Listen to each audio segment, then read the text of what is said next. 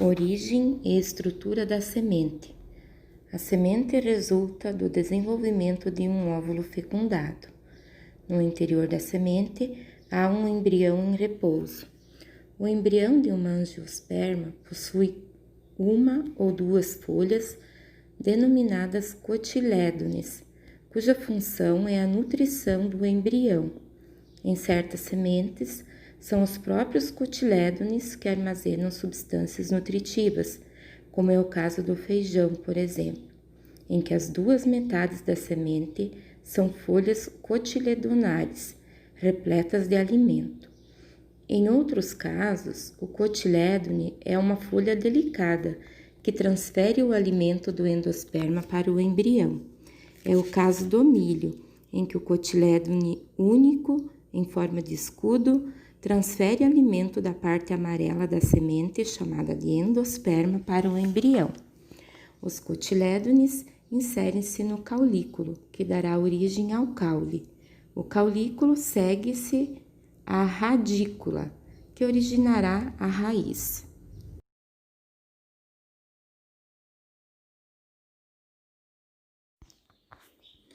As sementes podem ser de plantas monocotiledôneas ou dicotiledôneas.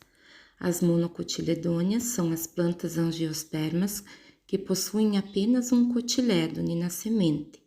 Exemplo, o milho, arroz, trigo, cebola, etc. As dicotiledôneas apresentam 2 cotilédones.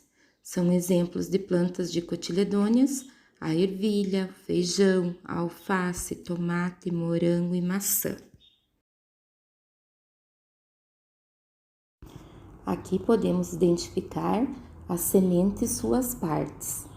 A semente é composta de 3 estruturas: a casca ou tegumento, endosperma ou albume e o embrião. A casca é um envoltório rígido que protege o embrião. O endosperma contém amido, óleos e proteínas que vão nutrir o embrião. O embrião dará origem a uma nova planta. Nele encontramos uma raiz embrionária chamada radícula e 1 ou 2 cotilédones, que são as folhas embrionárias. A função dos cotilédones é fornecer nutrientes à planta jovem no início do seu desenvolvimento. Algumas plantas, como o arroz, o trigo e o milho, têm apenas um cotilédones, como eu falei anteriormente. Outras, como o feijão, o café e o amendoim, têm 2 cotilédones.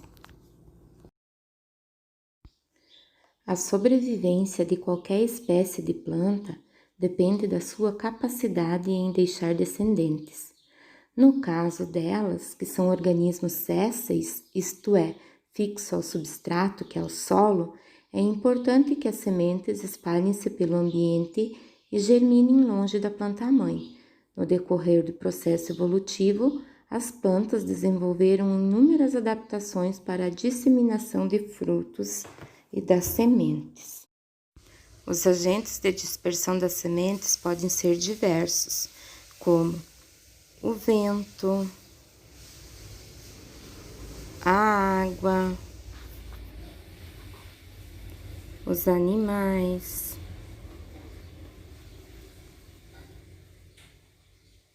e até mesmo pela ação humana, manual ou com máquinas. Depois de formadas, algumas sementes atravessam um período de dormência, durante o qual não se desenvolve. Quando a semente encontra condições adequadas de luminosidade, umidade e temperatura, entre outros aspectos, a dormência termina e ocorre a germinação. Esse processo acontece em etapas. Primeiro, a semente absorve a água do ambiente e incha até a casca se romper. Então, o embrião desenvolve a radícula, que logo se diferencia em raiz, estrutura responsável pela fixação da planta e absorção de água e sais minerais. As reservas nutritivas presentes nos cotilédones são usadas para o crescimento inicial da planta, até que as folhas surjam e passem a realizar a fotossíntese. Para finalizar o nosso estudo, escolha uma semente de sua preferência, dê a ela condições de germinação e acompanhe o seu desenvolvimento durante uma semana. Anote no caderno as suas observações, façam seus registros, podem ser com foto, com escrita, e depois compartilhe a sua experiência com o pessoal do grupo. Um beijo no coração de todos.